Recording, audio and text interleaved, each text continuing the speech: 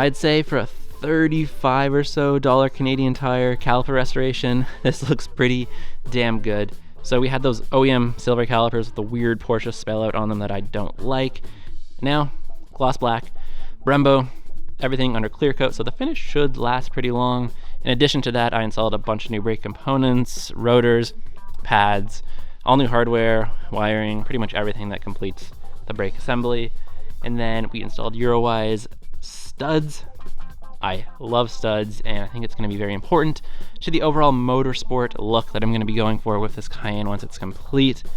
In the next video, I know I haven't even seen this on the ground, but in the next video we're going to be installing wheels. I haven't even seen what this lift looks like with the wheels on it. So wheels are going on, we're going to coat them, polish them. In addition to that, we're going to coat this giant piece of plastic we're calling a wheel arch. And then in a previous video, we installed these Eurowise coilovers with the upper control arm and the 1/2-inch subframe drop. So we'll coat all that as well, and the calipers. Basically make everything as protected as possible, because with these wheels, not going to be able to get a brush behind those spokes.